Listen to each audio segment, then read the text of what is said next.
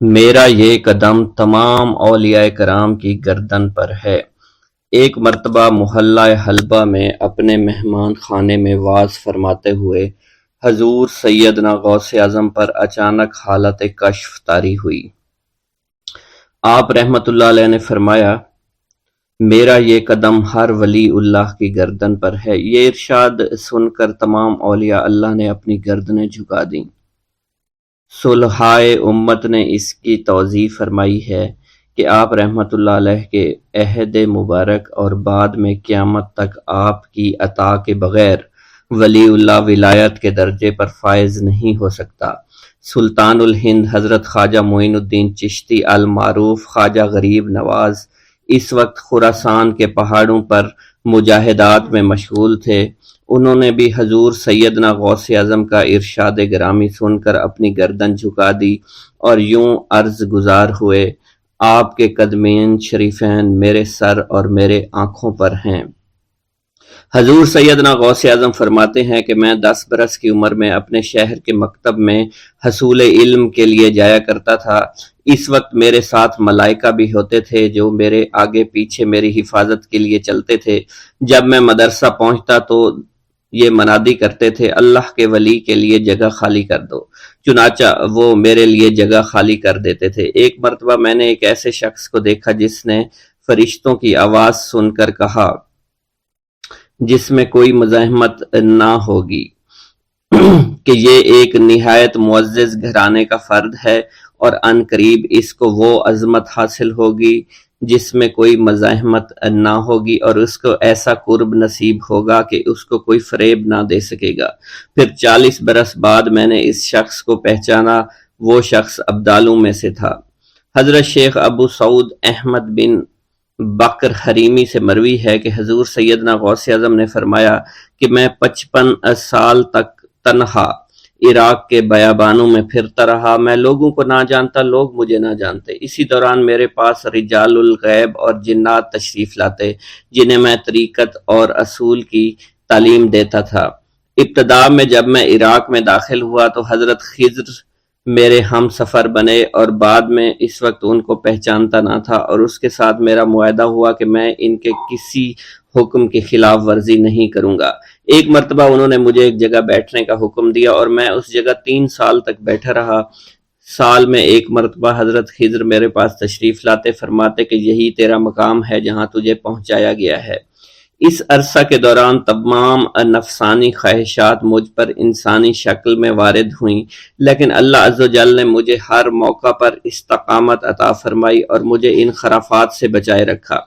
ابتدا میں میرا نفس مجاہدہ کا کوئی طریقہ اختیار کرتا تو میں اس پر قائم ہو جاتا اور کسی چیز کو قبول نہ کرتا تھا۔ ایک طویل مدت تک اپنا گلا گھونٹتے ہوئے میں مدائن کے جنگلوں میں مجاہدات میں مشغول رہا۔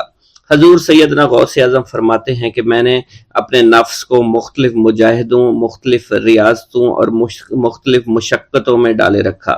1 سال تک میں گری ہوئی چیزیں اٹھا کر کھاتا رہا، دوسرے سال پانی پر گزارا کیا، اور تیسرے سال نہ میں نے کچھ کھایا، نہ پیا اور نہ ہی سویا۔ ایک مرتبہ شدید سردی کی وجہ سے میں ایوان کسریٰ کے کھنڈرات میں سویا تو رات بھر میں 40 مرتبہ طبیعت خراب ہوئی۔ حضور سیدنا غوث اعظم فرماتے ہیں، ہر سال ایک بزرگ آتے اور وہ مجھے جبہ دے کر چلے جاتے۔ اسی طرح میں نے بے شمار طریقوں سے دنیا اور نفس سے چھٹکارا پانے کی کوشش کی۔ لوگ مجھے دیوانہ سمجھتے تھے۔ میں برہنہ جسم جنگلوں میں چلا جاتا اور کانٹوں پر لوٹتا شور مچاتا تھا۔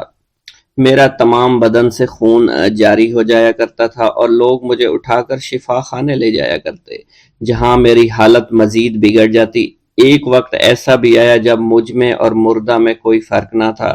لوگ کفن لے کر آئے، غسال کو بلوایا کہ وہ مجھے غسل دے دیں۔ ابھی انہوں نے مجھے غسل دینے کے لیے تختہ پر ڈالا ہی تھا کہ میری حالت درست ہو گئی۔ میں اٹھ کھڑا ہوا۔ طریقت کی ان پرخطر راہوں میں نہ تو میں کبھی خوف زدہ ہوا اور نہ کبھی میرا نفس مجھ پر غلبہ پا سکا، اور نہ ہی دنیا کی آرائش مجھے حیران کر سکی۔ حضور سیدنا غوث اعظم فرماتے ہیں، شیطان نے میرے گرد بے شمار جال بچھائے۔ جب میں نے اس سے کہا کہ یہ کیا ہے تو اس نے کہا، یہ دنیاوی چیزیں ہیں اور میں ان جالوں سے تم جیسوں کو شکار کرتا ہوں۔ میں نے 1 سال تک شیطان کا مقابلہ کیا، اس کے بچھائے ہوئے تمام جالوں کو ختم کر دیا۔ اس کے بعد میرے سینے کو کھول دیا گیا اور مجھ پر بے شمار خلائق ظاہر ہوئے۔ حضور سیدنا غوث اعظم فرماتے ہیں میں نے دریافت کیا کہ یہ اللہ کیسے ہیں؟ جواب ملا کہ یہ خلق کے اسباب ہیں جو تم سے ملے ہوئے ہیں۔ میں سال بھر ان کی جانب متوجہ رہا یہاں تک کہ وہ مجھ سے جدا ہو گئے۔ جب مجھ پر میرا باطن ظاہر کیا گیا تو میں نے اپنے قلب کو بہت سے علائق سے ملوث پایا۔ میں نے دریافت کیا کہ یہ علائق کیا ہیں؟ جواب ملا یہ تمہارے ارادے، تمہارے اختیارات ہیں۔ چنانچہ 1 سال تک ان کی جانب متوجہ رہا کہ وہ مجھ سے دور ہو گئے۔ میرا قلب ان تمام غلاظتوں سے نجات پا گیا۔ پھر مجھ پر میرے نفس کو ظاہر کیا گیا، میں نے اس کا مشاہدہ کیا، مجھے معلوم ہوا اس کے ساتھ کچھ امراض اور بھی ہیں اور نفس کی خواہشات زندہ ہیں، نفس کا شیطان سرکش ہے۔ چنانچہ میں نے سال بھر پھر توجہ دلائی اور میرے نفس کے تمام امراض سرے سے ہی ختم ہو گئے اور اس کے شیطان نے کلمہ پڑھ لیا اور پھر میرے تمام امور اللہ کے لیے ہو گئے اور میں اپنی ہستی سے باہر نکل آیا۔ حضور سیدنا غوث اعظم فرماتے ہیں پھر میں توکل کے دروازے پر آیا تاکہ میرا مقصد پورا ہو، لیکن جب میں نے توکل کے دروازے پر پہنچا تو بے شمار لوگ موجود تھے۔ میں اس ہجوم کو چیرتا ہوا آگے بڑھا اور شکر کے دروازے پر پہنچ گیا، یہاں پر بھی لوگوں کا جمع غفیر موجود تھا، اس سے بھی چیرتا ہوا آگے بڑھا اور مشاہدہ کے دروازے پر پہنچ گیا اور یہاں پر موجود ہجوم کو چیرتا ہوا اندر داخل ہوا، حتیٰ کہ سب سے آخر میں مجھے فقر کے دروازے پر لایا گیا۔ فقر کا دروازہ خالی تھا۔ جب اس دروازہ میں داخل ہوا تو دیکھا جن جن چیزوں کو میں نے ترک کیا تھا وہ سب یہاں موجود تھیں۔ یہاں مجھے ایک بہت بڑے روحانی خزانے کی فتوحات سے نوازا گیا اور میرے لیے تمام دنیا کے خزانے کھول دیے گئے۔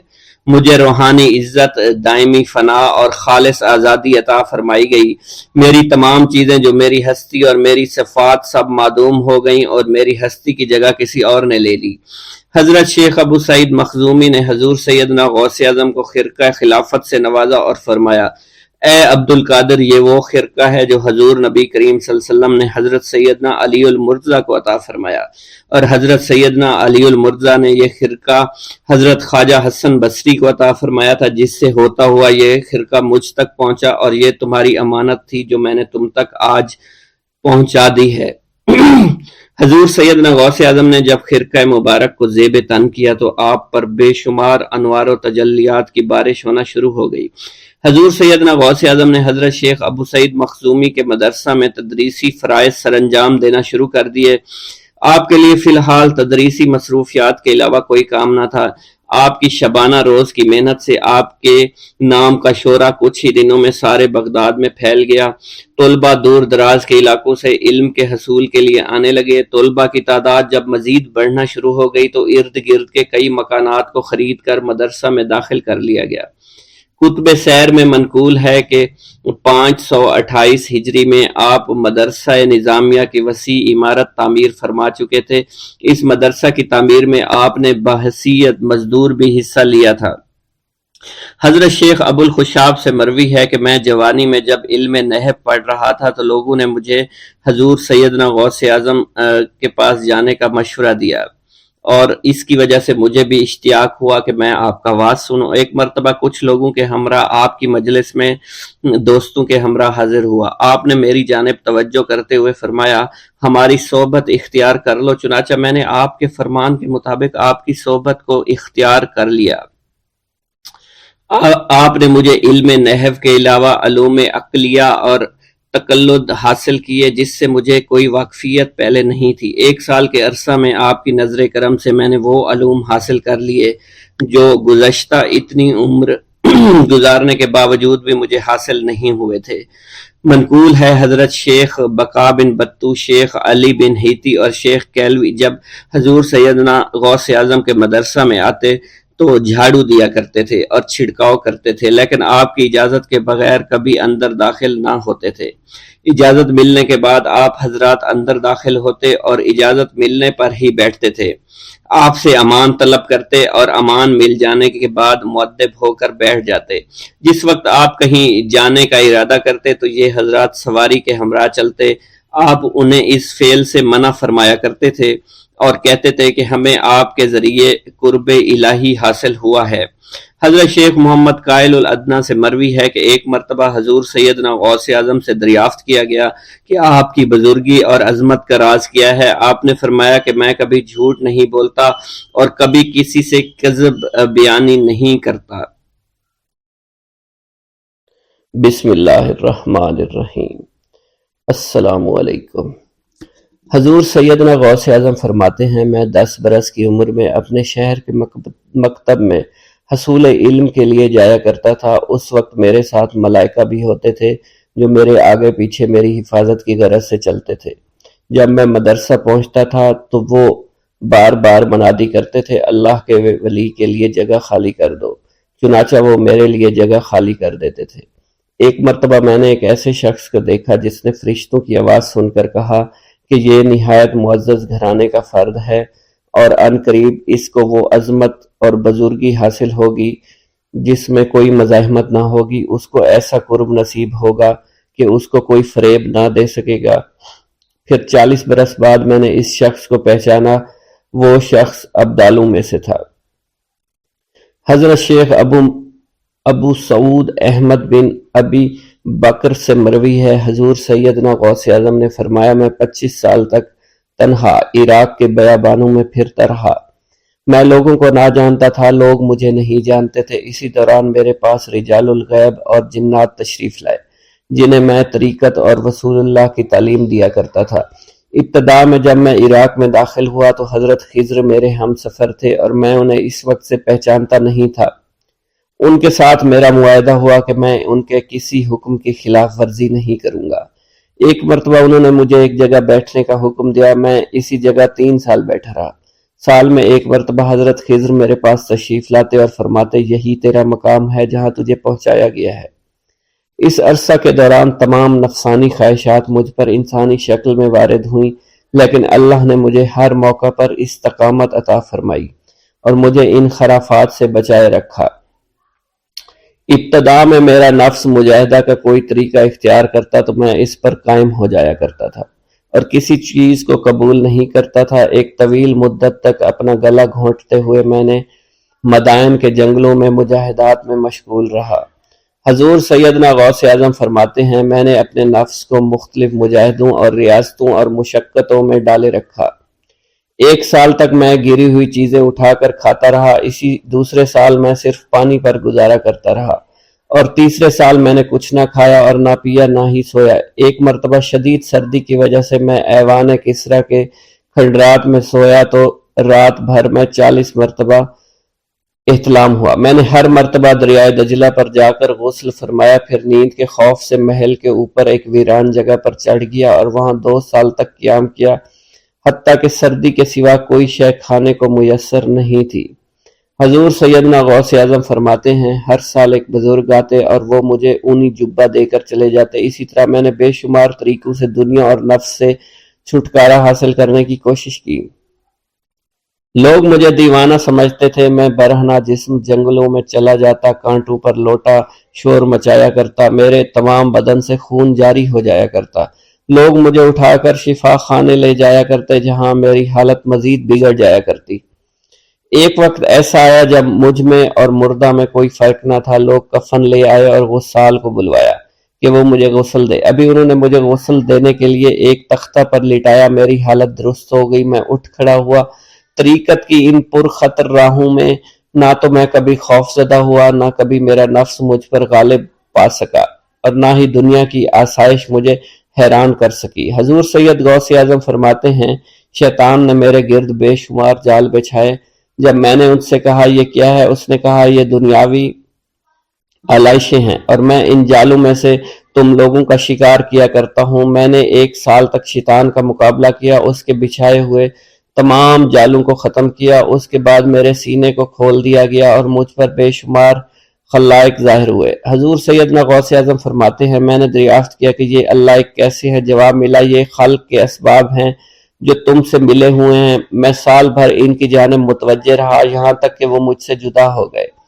جب مجھ پر باطن ظاہر ہوا تو میں اپنے قلب کو بہت سے علائق سے ملوث پایا۔ میں نے دریافت کیا یہ علائق کیا ہیں؟ جواب ملا یہ تمہارے ارادے، تمہارے اختیارات ہیں۔ چنانچہ 1 سال تک ان کی جانب متوجہ رہا، یہاں تک کہ وہ سب علائق مجھ سے دور ہو گئے اور میرا قلب ان غلاظتوں سے نجات پا گیا۔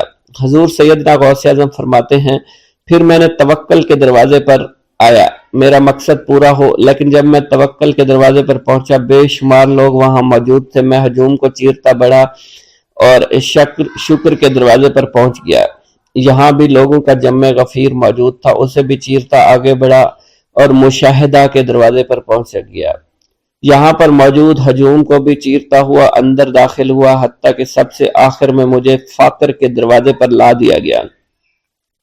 فقر کا دروازہ خالی تھا۔ جب میں اس دروازے میں داخل ہوا تو دیکھا جن جن چیزوں کو میں نے ترک کیا تھا وہ سب یہاں موجود تھی۔ یہاں مجھے ایک بہت بڑے روحانی خزانے کی فتوحات سے نوازا گیا، میرے لیے تمام دنیا کے خزانے کھول دیے گئے، مجھے روحانی عزت، دائمی غنا اور خالص آزادی عطا فرمائی گئی۔ میری تمام چیزیں جو میری ہستی اور میری صفات سب معدوم ہو گئی تھی، وہ میری ہستی کی جگہ کسی اور نے لے لی تھی۔ حضرت شیخ ابو سعید مخزومی نے حضور سیدنا غوث اعظم کو خرقہ خلافت سے نوازا اور فرمایا، اے عبد القادر، یہ وہ خرقہ ہے جو حضور نبی کریم صلی اللہ علیہ وسلم نے سیدنا علی المرتضیٰ کو عطا فرمایا۔ سیدنا علی المرتضیٰ نے یہ خرقہ خواجہ حسن بصری کو عطا فرمایا، جس سے ہوتا ہوا یہ مجھ تک پہنچا، اور یہ تمہاری امانت تھی جو میں نے تم تک پہنچا دی۔ حضور سیدنا غوث اعظم نے جب خرقہ مبارک کو زیب تن کیا تو آپ پر بے شمار انوار و تجلیات کی بارش ہونا شروع ہو گئی۔ اللہ کے خزانوں میں سے ایک خزانہ ہے۔ حضرت شیخ ابو محمد فرماتے ہیں ایک روز میں حضور سیدنا غوث اعظم کی خدمت میں ایسی حالت میں حاضر ہوا کہ فاقہ سے تھا، اور میرے اہل و عیال بھی کئی دنوں سے بھوکے تھے۔ میں نے آپ کی خدمت میں سلام عرض کیا تو آپ نے میری دلی کیفیت کو بھانپتے ہوئے فرمایا، اے جونی، بھوک اللہ تعالیٰ کے خزانوں میں سے ایک خزانہ ہے، اور اللہ عز و جل جس کو دوست رکھتا ہے اس کو فاقہ کی نعمت عطا فرما دیا کرتا ہے۔ حضرت شیخ زین الدین فرماتے ہیں ایک مرتبہ میں اور ایک میرا دوست حج کی ادائیگی کے بعد بغداد شریف آئے۔ بغداد شریف میں ہم کسی کو جانتے نہیں تھے اور ہمارے پاس صرف ایک قبضہ کمان تھی، جسے فروخت کر کے ہم نے کچھ چاول خریدے اور انہیں پکایا۔ ہم ان چاولوں سے سیر نہ ہو سکے اور نہ ہی ہمیں کوئی لطف محسوس ہوا۔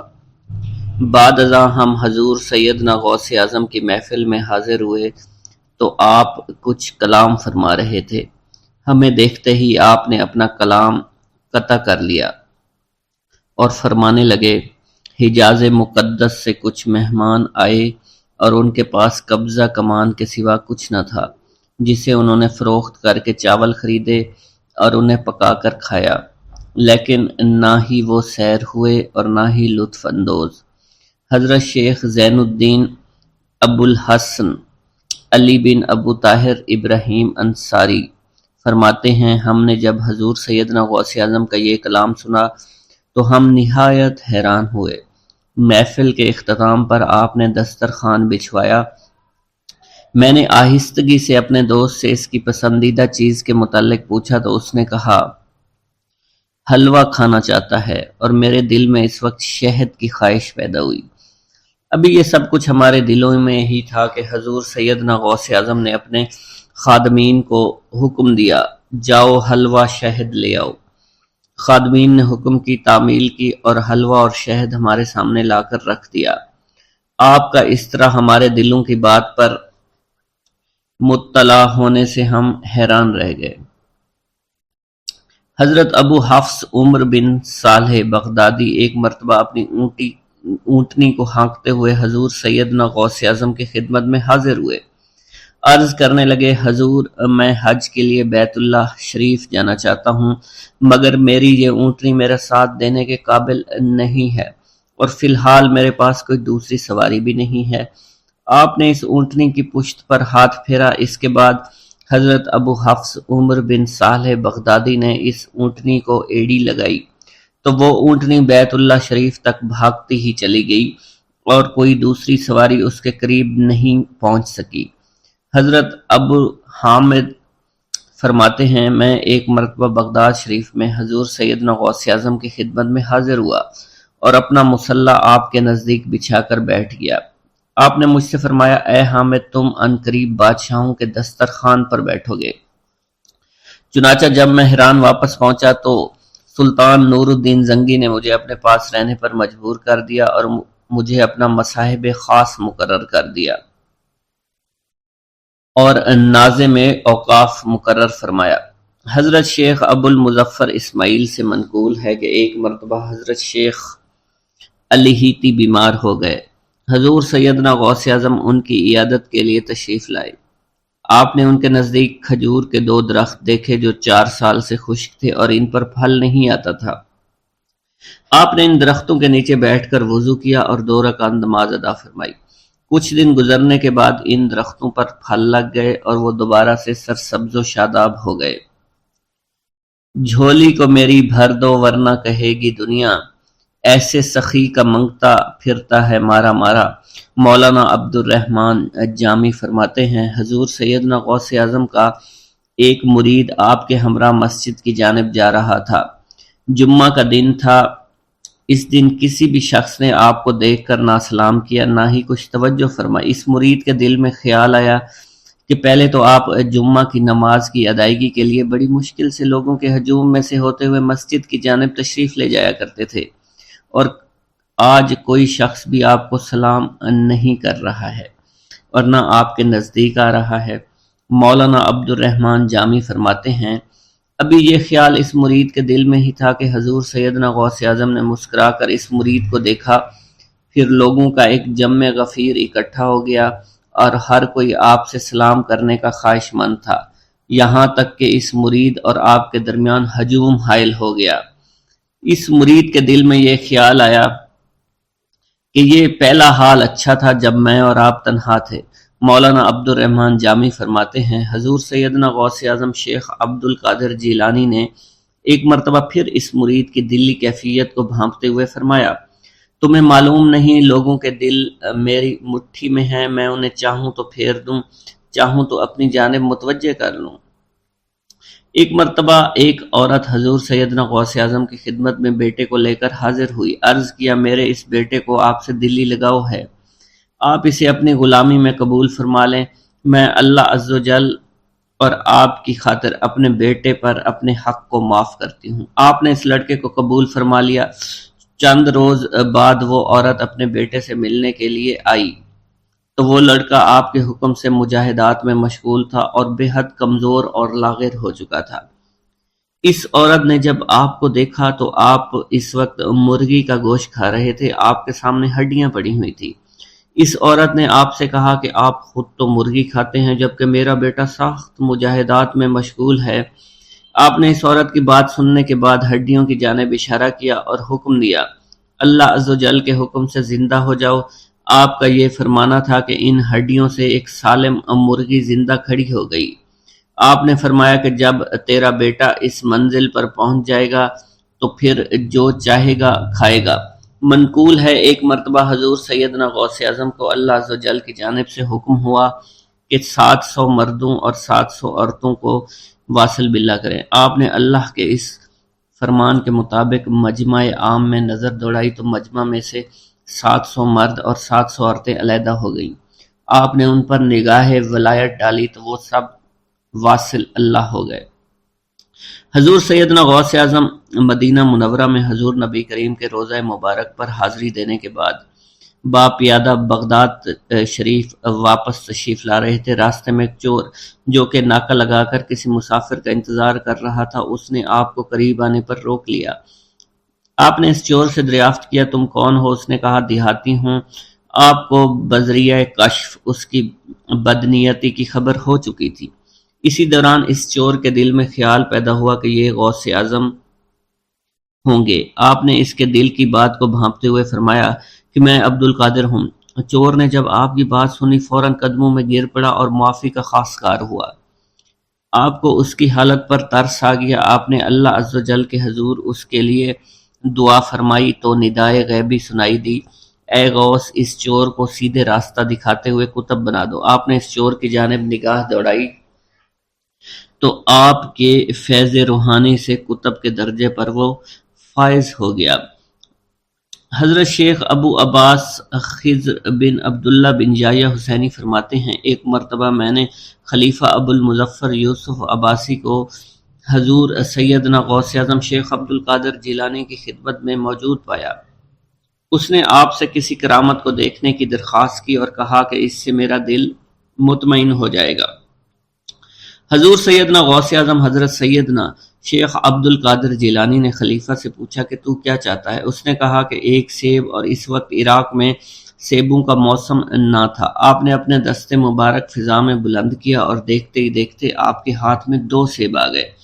آپ نے ایک سیب ابو المظفر کو دیا اور دوسرا خود رکھ لیا۔ ابو المظفر نے جب اپنا سیب چیرا تو اس میں سے کیڑا نکل آیا۔ اس نے جب اپنا سیب چیرا تو یہ اندر سے سفید تھا، اس میں سے کستوری کی خوشبو آ رہی تھی۔ ابو المظفر نے وجہ دریافت کی تو آپ نے فرمایا اس سیب میں سے کیڑا اس وجہ سے نکلا کیونکہ اس سیب کو ظالم کا ہاتھ لگا ہوا تھا۔ حضرت شیخ ابو محمد سے مروی ہے، ایک مرتبہ میں حضور سیدنا غوث اعظم کی خدمت میں بغداد شریف حاضر ہوا۔ کچھ دنوں تک آپ کے ہاں قیام پذیر رہا اور روحانی فیوز و برکات سے مالا مال ہوا۔ بعد ازاں جب میں واپس اپنے ملک مصر روانہ ہونا لگا تو آپ نے مجھ سے فرمایا کہ کبھی کسی سے کوئی چیز مت مانگنا۔ پھر آپ نے اپنی انگشت شہادت میرے منہ میں ڈالی اور فرمایا کہ اسے اچھی طرح چوسو۔ چنانچہ میں نے آپ کے فرمان کے مطابق ایسا ہی کیا۔ جب میں آپ سے اجازت لینے کے بعد واپس اپنے ملک مصر روانہ ہوا تو بغداد شریف سے مصر تک کی طویل مسافت کے دوران مجھے کچھ بھوک محسوس نہیں ہوئی، اور میں جوں جوں آگے بڑھتا رہا اپنے جسم میں توانائی کو پہلے سے زیادہ پاتا۔ ایک گاؤں کے بارے میں کہا جاتا تھا کہ جہاں قدرت کی بے پناہ نعمتیں تھیں، اللہ پاک نے وہاں کے لوگوں کو مالا مال کیا ہوا تھا۔ ایسی نعمتیں کہ جن نعمتوں کو دیکھ کر انسان اکثر مغرور ہو جایا کرتے ہیں، مگر وہاں پر کچھ مسلمان تھے، اور سب سے بڑی اور بری بات یہ تھی کہ وہاں کے تمام لوگ کافر تھے۔ وہ کفار اپنی دولت پر بہت فخر کیا کرتے تھے کیونکہ ان میں ہر ایک انسان بہت دولت مند تھا، ہر ایک کے پاس بے بہا پیسے تھے، کسی کو پیسوں کی کمی نہیں تھی۔ وہاں کے سردار کی ایک اکلوتی بیٹی تھی جس کو سردار بے پناہ پیار کرتا تھا۔ اس سردار کی بیٹی بے پناہ مغرور، ظالم، گھمنڈی تھی۔ وہاں پر غریب لوگ صرف مسلمان ہی تھے، تمام کافر ایک دوسرے کی مدد کیا کرتے تھے، لیکن مسلمانوں کی مدد کرنے والا وہاں پر کوئی نہ تھا۔ وہاں پر انہیں کوئی دیکھنے والا نہ تھا۔ سردار کی بیٹی کو کالے جادو میں خوب مہارت حاصل تھی، اور وہ جادو کی وجہ سے وہاں پر رہنے والے غریبوں پر بہت ظلم کیا کرتی تھی۔ تمام مسلمان اس سے بے حد پریشان تھے، اور وہ لوگوں کو غلام بناتی اور مزدور بناتی تھی۔ اگر ان میں کوئی اس کی بات نہ مانتا تو اس کو قیدی بنا کر اپنے اشاروں پر نچایا کرتی تھی۔ اس بستی میں چونکہ اکا دکا مسلمان تھے جن کا کوئی پرسان حال نہیں تھا، کوئی بھی ان کو بچانے والا نہیں تھا۔ جب وہ سردار کی بیٹی کے ظلم حد سے بڑھ گئے تو مسلمانوں میں سے ایک بوڑھے شخص نے اللہ کے حضور گڑ گڑا کر دعائیں کی، اے اللہ ہمارے چند نسلیں جو یہاں پر بچی ہوئی ہیں، ان نسلوں کو تو بچا لے۔ یہ سردار کی بیٹی جس نے ہمارا جینا دشوار کر رکھا ہے، یہاں کوئی بھی انسان ہمارا حال نہیں پوچھتا، اور نہ ہی ہمارے پاس مال و دولت ہے، اور نہ ہی ہمارے پاس جسمانی طاقت بچی ہے۔ یا اللہ ہمارے لیے کوئی ایسا بندہ بھیج جو نہ صرف طاقتور ہو بلکہ اس جادوگرنی یعنی سردار کی بیٹی کو بھی ہرا سکے۔ اللہ رب العزت نے اس بوڑھے کی دعا کو قبول فرمایا اور یوں اس جگہ پر ایک اللہ والے کو بھیج دیا، اور وہ اللہ والے ایسے ہی بستی میں داخل نہیں ہوئے بلکہ ایک دن کچھ عجیب واقعہ ہوا۔ ان کافروں کا سردار جنگل میں سیر سپاٹے کرتے ہوئے نکلا تھا، بڑی شان سے چلتا ہوا وہ سفر کر رہا تھا۔ اچانک ایک زہریلا سانپ اس کے سامنے آیا۔ اس زہریلے سانپ نے بادشاہ کو ڈس لیا اور وہ بے ہوش ہو کر زمین پر گر پڑا۔ اور تڑپنے لگا۔ اس کے جو ساتھی تھے انہوں نے جب اپنے سردار کو یوں تڑپتا ہوا دیکھا اور سردار کی غیر حالت دیکھی تو کہ جسے ایک زہریلے سانپ نے کاٹ لیا ہے، تو وہ فوراً اسے اٹھا کر گھر لے آئے تاکہ اسے بچانے کے لیے کچھ کیا جا سکے۔ اس لڑکی نے اپنے باپ کی جب یہ حالت دیکھی تو اپنے آس پاس کے بڑے بڑے حکیموں کو بلایا، لیکن عجیب بات یہ تھی کہ لاکھ کوشش کے باوجود زہر نکالنے میں سارے ناکام ہو رہے تھے اور زہر تیزی کے ساتھ اس کے جسم میں پھیلتا چلا جا رہا تھا۔ لیکن اسی وقت وہاں ایک درویش کی آمد ہوئی، ایک اللہ والے آئے، ان اللہ پاک نے اس مقصد کے تحت وہاں بھیجا تھا۔ اس اللہ کے ولی نے سردار کے گھر پر پہنچ کر دروازے کو کھٹکھٹایا۔ نوکروں نے پوچھا کون ہو، کس سے ملنا ہے؟ اس نے کہا میں نے سنا ہے کہ یہاں کے سردار کو سانپ نے ڈس لیا ہے۔ نوکر کہنے لگے کہ تمہیں کیسے پتا چلا کہ یہاں کے سردار کو سانپ نے ڈس لیا ہے؟ تم تو ہمیں اجنبی لگتے ہو، ہم نے تمہیں آج تک یہاں نہیں دیکھا ہے۔ اس نے کہا میں مسافر ہوں اور مجھے خبر ملی ہے کہ یہاں کے سردار کو ایک زہریلے سانپ نے ڈس لیا ہے اور کوئی بھی اس کا علاج نہیں کر پا رہا۔ نوکروں نے کہا تم کون ہو؟ اللہ والے نے کہا میں حکیم ہوں اور میں ان کے علاج کی غرض سے یہاں آیا ہوں۔ وہ نوکر اللہ والے کی حالت دیکھ کر ہنسنے لگے، کیونکہ آپ نے پھٹے پرانے کپڑے پہن رکھے تھے اور دیکھنے سے بہت غریب معلوم ہوتے تھے۔ وہ نوکر کہنے لگے کہ اتنے بڑے سردار کا علاج کرو گے؟ ارے یہاں تو اس کے پاس بڑے بڑے حکیم بلائے گئے ہیں، ہمارے سردار کے پاس پیسوں کی کوئی کمی نہیں ہے، اور وہ تم جیسے غریب سے بھلا کیوں علاج کروائیں گے؟ درویش نے کہا اگر تم چاہتے ہو تمہارے سردار کی جان بچ جائے پھر مجھے اندر جانے دو۔ غلام کہنے لگا ٹھیک ہے، ہم اندر جا کر اجازت لے کر آتے ہیں۔ نوکر اندر گئے، سردار کی بیٹی سے کہا ایک غریب آیا ہے، کپڑوں سے فقیر معلوم ہوتا ہے، لیکن کہتا ہے میں سردار کا علاج کر سکتا ہوں اور میں سردار کا علاج کروں گا۔ جو زہر تیزی کے ساتھ جسم میں پھیل رہا ہے میں اس کو باہر نکال پھینک کروں گا۔ اس کی بیٹی کہنے لگی ٹھیک ہے بلا لو۔ جب وہ اللہ والے اس کے گھر کے اندر گئے تو دیکھا سردار تڑپ رہا تھا، ٹانگ کو بار بار بستر پر پٹخ رہا تھا۔ اللہ والے نے اس کے پیر کی طرف دیکھا جہاں سانپ نے اس کو کاٹا تھا، اسی جگہ اللہ والے نے تھوک دیا، فوراً وہاں سے بھاگ گئے۔ اس کے سارے سپاہی اس کی بیٹی دیکھ کر حیران رہ گئے کہ یہ بھلا کون سا دیوانہ ہے، کمرے میں آیا، علاج کی بجائے اسی جگہ پر تھوک دیا جہاں صرف کاٹا تھا اور بھاگ بھی گیا، اس کو کوئی گرفتار نہیں کر سکا۔ سردار کی بیٹی غصے میں ٹل ملا اٹھی کہ اس نے جو گستاخی کی ہے اس کی کوئی بات نہیں، تھوک کو میں صاف کروا دوں گی، مگر اس کو تو میں ابھی گرفتار کرواتی ہوں۔ اور اس نے اپنے سردار کے ایک نوکر سے کہا کہ اس تھوک کو صاف کرو۔ اس نوکر نے تھوک کو صاف کرنے کی بجائے اس کو اچھی طرح سے ٹانگ پر مل دیا۔ لڑکی نے کہا کیا کر رہے ہو؟ اس فقیر نے میرے باپ کی ٹانگ پر تھوک دیا، اب اس تھوک کو تم مل رہے ہو؟ حکیم نے اپنے ہاتھ کے اشارے سے سردار کے بیٹے کو روک دیا۔ جیسے اس تھوک کو سردار کی ٹانگ پر ملا گیا فوراً سارا زہر ختم ہو گیا۔ جو ٹانگ کٹنے کے قابل تھی وہ ٹانگ بالکل ٹھیک ہو چکی تھی، جو نیلی پڑ چکی تھی اب اصلی حالت میں آہستہ آہستہ واپس آ رہی تھی۔ اور جب وہ قبیلے کا سردار بالکل ٹھیک ہو گیا، ہوش میں آ گیا تو حیران رہ گیا۔ اسے بتایا کہ فقیر بابا کے تھوک کی وجہ سے آپ ٹھیک ہوئے ہیں۔ اس نے کہا وہ بزرگ تو ہمارے لیے مسیحا ہے، تم لوگوں نے انہیں جانے کیوں دیا؟ انہیں میرے پاس لے کر آؤ، انہوں نے ہم پر بہت بڑا احسان کیا ہے، ہم اس کے احسان کا بدلہ ضرور چکائیں گے۔ اس کی بیٹی جو خاموشی سے باپ کو دیکھ رہی تھی اس نے کچھ بھی نہ کہا۔ گاؤں کے سردار کے کہنے پر سارے سپاہی اللہ والے کو ڈھونڈنے کے لیے نکل گئے۔ وہ چاروں طرف پھیل گئے لیکن کہیں بھی اللہ والے کا پتہ نہیں چل رہا تھا۔ پھر جب سپاہی تلاش کرتے کرتے جنگل میں داخل ہوئے، وہاں ایک درخت کے نیچے ایک آدمی کو عبادت کرتے ہوئے دیکھا۔ وہ غور سے اس کو دیکھ رہے تھے اور کہہ رہے تھے یہ کس طرح کی عبادت کر رہے ہیں؟ ہم لوگ تو اپنے بتوں کے آگے ہاتھ جوڑتے ہیں، یہ نہ جانے کس کو سجدہ کر رہے ہیں۔ خیر، عبادت کے فوراً بعد اللہ والے کو پکڑ لیا، گاؤں کے سردار کے سامنے پیش کیا۔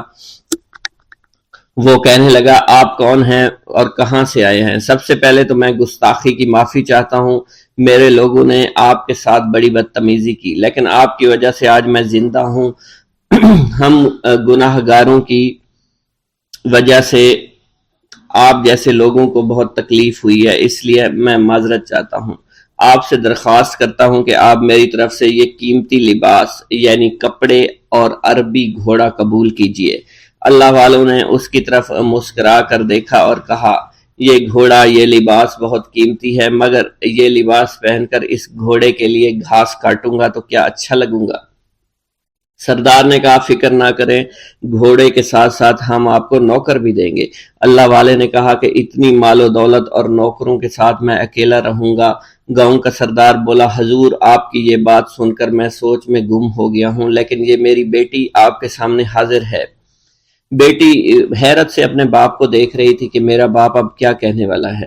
سردار نے کہا، میری بیٹی جسے آپ نے دیکھ لیا ہے، اس کی شادی میں آپ سے کر دوں گا، مگر ایک شرط ہے کہ آپ کو اپنے مذہب کو چھوڑنا پڑے گا۔ میرے سپاہیوں نے آپ کو عبادت کرتے ہوئے دیکھا ہے، جہاں تک ہمارے معمولات ہیں ہم بتوں کے آگے سجدہ کرتے ہیں اور ان کی عبادت کرتے ہیں، اور آپ جس کے آگے سجدہ کرتے ہیں وہ اللہ ہے، یعنی آپ مسلمان ہیں، اس لیے آپ کو اپنا مذہب چھوڑنا پڑے گا۔ کیا آپ ایسا کر سکتے ہیں؟ اللہ والے نے کہا کہ مجھے ایک بات بتائیے، آپ سب کچھ دیکھ رہے ہیں، آپ نے مجھے یہ بھی دعا دی کہ میری اولادیں ہوں اور آپ کی نسل آپ کی بیٹی سے چلے گی۔ مجھے ایک بات بتائیں، اگر ان بچوں میں سے کسی بچے کو خدا نہ خواستہ کچھ ہو گیا تو کس کو رونا پڑے گا؟ سردار نے جواب دیا، اگر خدا نہ خواستہ کچھ ایسا ہوا تو رونا مجھ کو ہی پڑے گا۔ اللہ والا نے مسکرا کر کہا، اگر یہ سارا مال لے کر مجھے رونا ہی پڑا تو آپ اپنا گھوڑا، اپنی دولت، اپنی بیٹی، ہر چیز اپنے پاس رکھ لو۔ میں خوش ہوں، میں مسلمان ہوں، میں ٹھیک ہوں۔ اگر یہ تمام چیزیں لے کر مجھے اپنا محلہ چھوڑنا پڑے تو میں اپنی جان دے کر بھی اپنے مذہب کو نہیں چھوڑوں گا۔ جس طرح آپ نے مجھے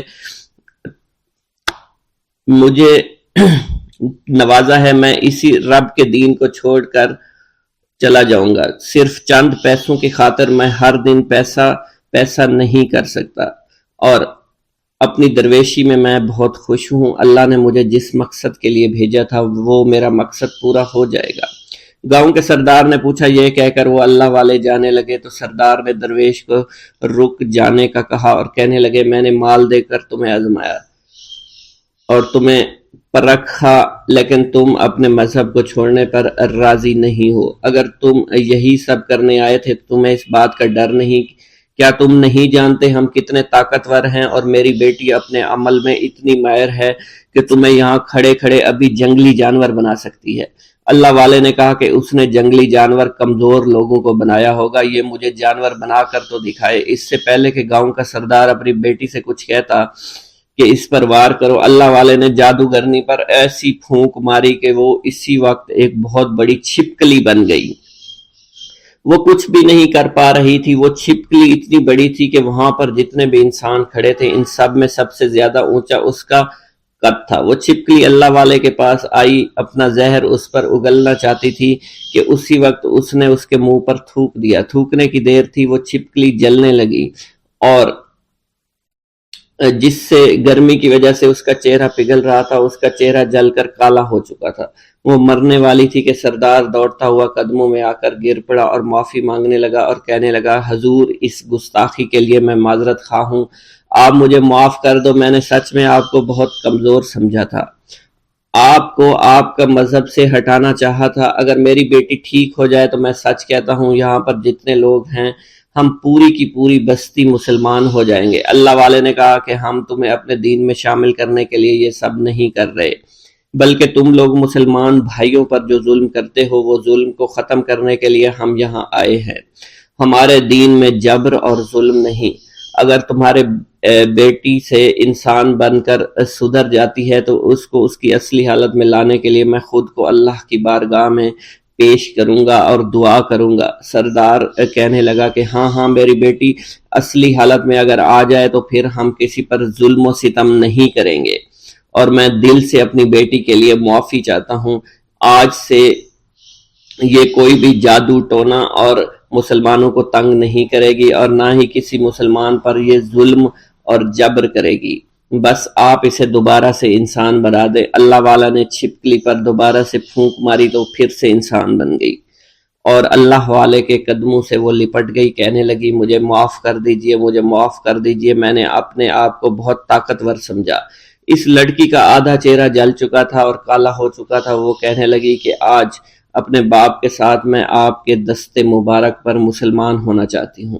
میں وعدہ کرتی ہوں کہ آج سے اس بستی پر کوئی بھی کافر کسی مسلمان کے ساتھ بدتمیزی نہیں کرے گا، زیادتی نہیں کرے گا، ظلم اور جبر نہیں کرے گا، بلکہ ہم سب یہاں مل جل کر رہیں گے اور بھائی چارے کے ساتھ رہیں گے۔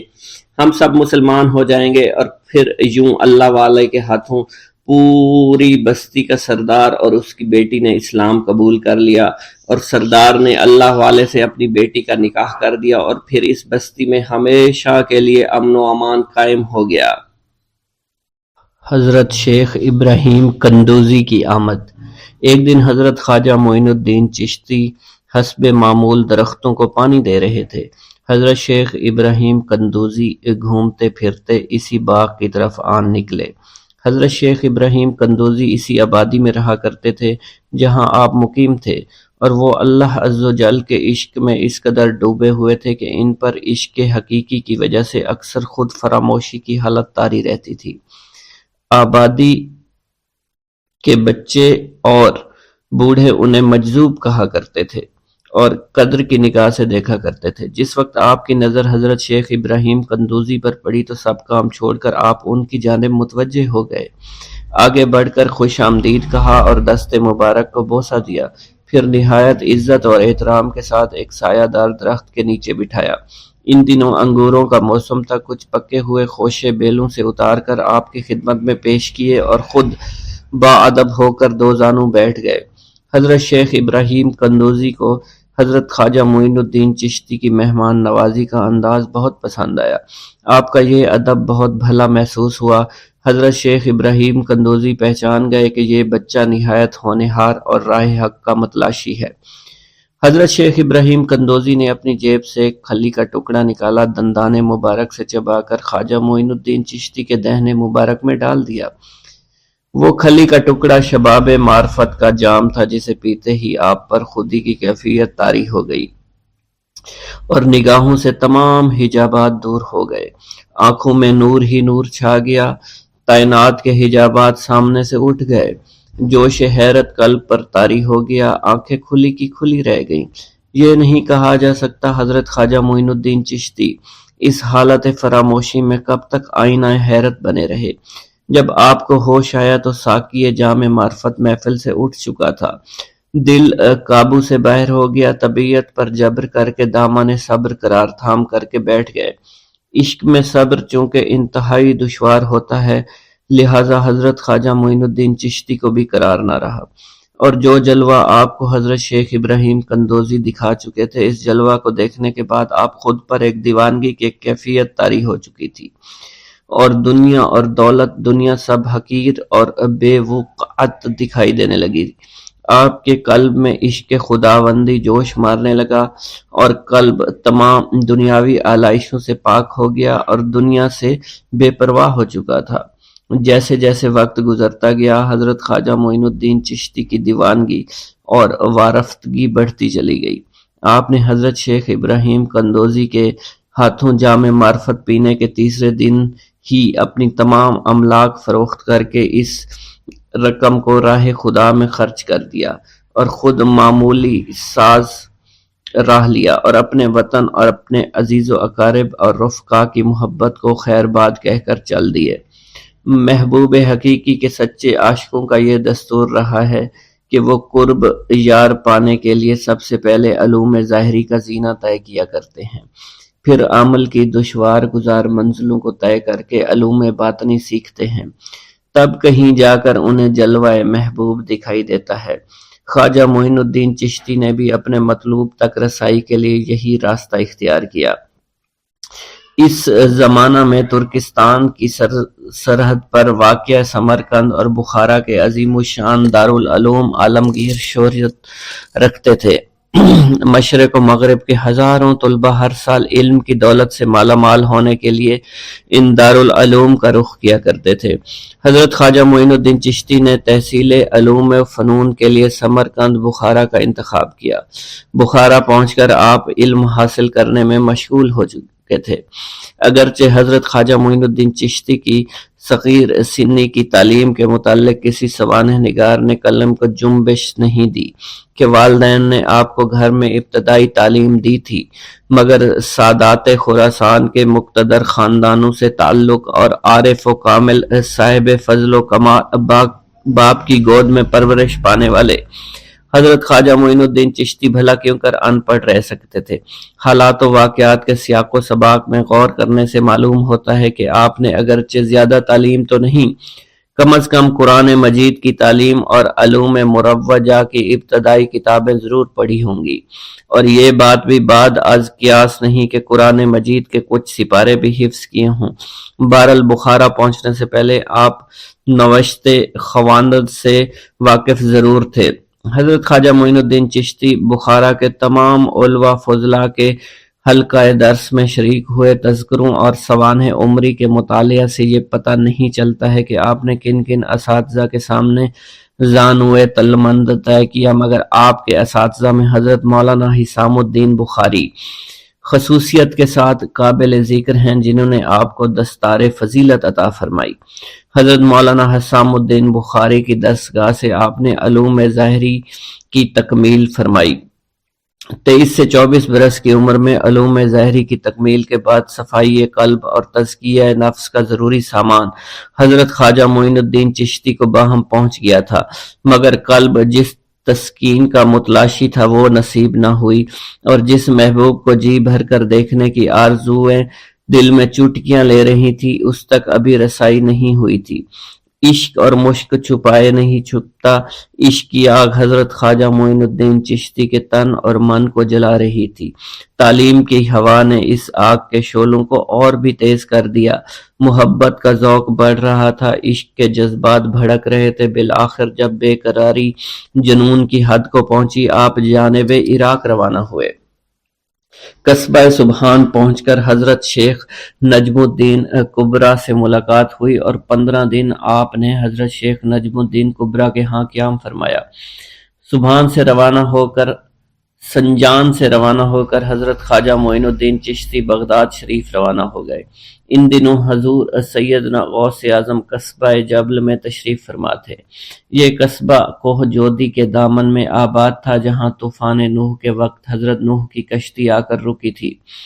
آپ حضور سیدنا غوث اعظم کی صحبت اور زیارت سے مشرف ہوئے۔ اس وقت آپ کی ابتدائی حالت تھی۔ حضور سیدنا غوث اعظم نے آپ کے حق میں دعائے خیر فرمائی۔ اس وقت آپ کی ابتدائی حالت تھی۔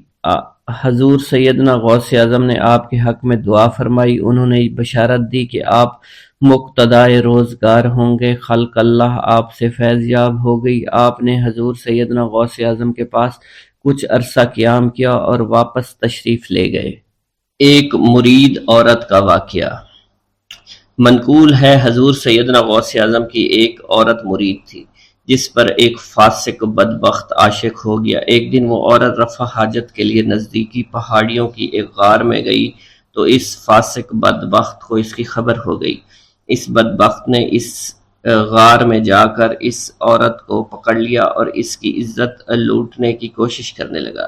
اس عورت نے بآواز بلند آپ کو مدد کے لیے پکارا۔ آپ اس وقت اپنے مدرسہ میں وضو فرما رہے تھے۔